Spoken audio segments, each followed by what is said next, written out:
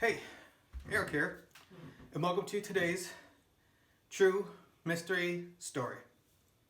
Today's story starts in San Diego, California, back in 1994, and workers at a recycling plant in San Diego are going through some cardboard, and they open up a box, and inside a box they find a pair of human hands.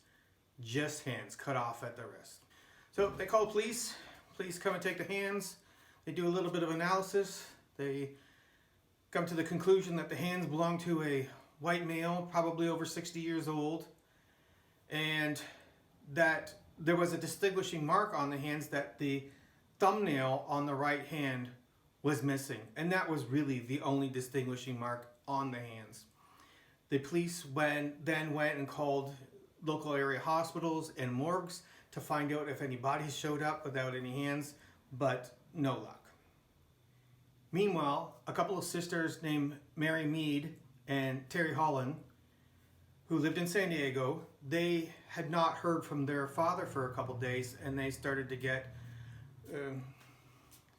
inquisitive about where he was at. He had moved to San Diego area just to be closer to them. So when they didn't hear from him for a few days, they end up calling around and called some family, some friends, neighbors. They didn't hear from him at all. And so finally they got so worried, they called the police. And when they were talking to the police and they were describing their father, the police asked them if their father had a fingernail missing, the thumbnail missing from his right hand. And they said, yes, he did. The hands were confirmed to be the hands of a 74-year-old retired Navy pilot named Don Hardin. After identifying Don Hardin, the police went to his house to investigate, and when they got to his house, they had discovered that the house had been burglarized, that there was TV missing, a VCR, microwave, and as they were looking around, they noticed in the kitchen, they found some drops of blood. But they noticed that the floor had like a white film on it, like when you clean with bleach. It looked like it had been freshly cleaned, but not thoroughly cleaned. Upon closer inspection, they found more blood, and there was like a trail of blood to the bathroom. And in the bathroom, they found more blood in there. And they even found a piece of human tissue inside the grate of a heater that was inside the bathroom. And the blood was then analyzed, and it was discovered as Don Hardin's blood. And they did luminol testing. When they did luminol testing in the kitchen and the bathroom, there was so much evidence of blood that they surmised that there was no way that Don could have survived this much blood loss. So the investigators concluded that he was killed in the kitchen and dragged to the bathroom, and that's where he was dismembered, was in the bathroom. But why? So why did somebody do this to Don? Well, the neighbors say that Don was kind of an ordinary man. The daughter said that he was a nice guy. Well, it turns out that Don actually helped the homeless quite a bit. He hired homeless people to come around his house to do odd jobs. He even had a trailer in the backyard of his house, a little camper, and he'd let homeless people stay there for a while until they would, get back up on their feet and were on their way. And he would give them odd jobs and give them food and money. And even at the time of his death, he had a man staying in his trailer in his backyard. This man's name was, he was a 41-year-old drifter, and he had substance abuse problems with drugs and alcohol, and his name was Dale Whitmer. Dale had worked for Don off and on, and he had stayed in his trailer off and on, and Dale Whitmer said that he had a great relationship with Don, that he kind of saw him like as a father figure, that Don really helped him out a lot, and Don even let Dale borrow his pickup truck when he needed to get stuff done, that they had a really good relationship.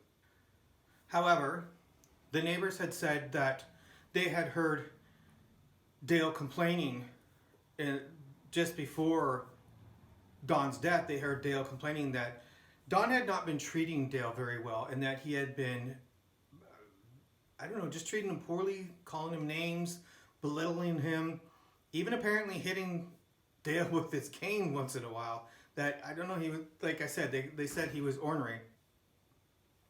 So because Dale lived in the house, he became in the yard, he became a suspect. And when the police printed the house, of course they found Dale's prints all over the entire house, but he was a handyman doing odd jobs for Don, so the prints there were really kind of, they were well explained. And when the police said to Dale, okay, well, can you give us a polygraph test? Dale refused. He didn't want anything to do with it anymore. He said he gave a statement and that he was done. And unfortunately, the case went cold for over a year. So more than a year after the death of Don, the police receive an anonymous letter in the mail. And in this letter is a detailed account of the murder and dismemberment of Don. The letter was anonymous, and the letter was written by like a third party. A third party had heard the story. They wrote it down. They wanted to get involved somehow. The police, they wanted to get some information to the police. They just didn't want to be identified. So the police end up analyzing this letter, and it was found that the letter was authentic. There was details inside the letter that weren't released by the police, so no one else but the killer would have known. And so the police end up checking out this letter, and in the letter it had stated that the person who had killed Don was a heroin addict by the name of Dale Whitmer. Yes, the same Dale Whitmer. Because the letter was anonymous, the police started investigating it. The letter was sent by a business. It was metered mail. There wasn't a stamp on it. It wasn't hand delivered. So when the police checked out the letter, they had saw that there was a serial number from the printing machine that printed the postage on the letter. It had been altered. Somebody tried to disguise it, but the police ended up identifying it and discovered that the letter had come from a business in San Diego called Davis Investment Capital. And this company was owned by a man named Mark Davis. And Mark Davis not only owned this business, but he was also the local bishop at this local Mormon church. And he, when questioned by the police, admitted that he had wrote the letter and that the information in the letter was told to him from somebody and that he did not want to identify the person. And the police insisted, and Mark Davis said that he had religious privilege, that he didn't have to reveal the person because it was between a pastor and a parishioner, that he didn't need to give the information.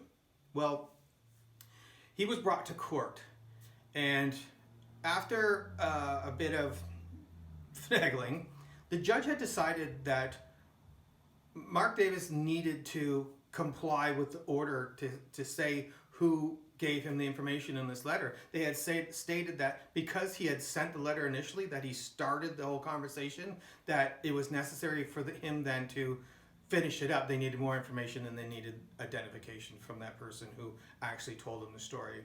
And Mark finally complied, and when he did, he told police that the person that told him the story was one of his parishioners, was a woman named Andrea. And coincidentally, Andrea was the daughter of Dale Whitmer. Yes, the same one. So Dale Whitmer was charged with the murder of Don Hardin. And in September of 1997, the trial started. He pleaded not guilty. And unfortunately for his daughter Andrea, as much as she tried to hide her identity, that she wanted to help, she wanted to hide her identity because she didn't want to, say anything bad about her father. She didn't want to send her father to prison. But eventually she was forced by the courts to testify.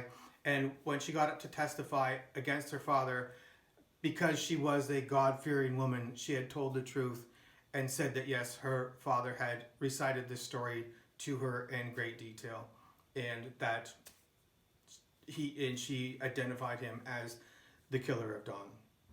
And so Dale Whitmer was found guilty, and he was sentenced to 15 years to life.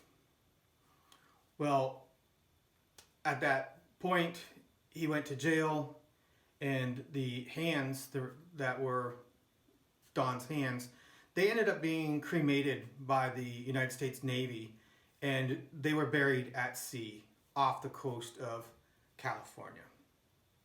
And that's my story.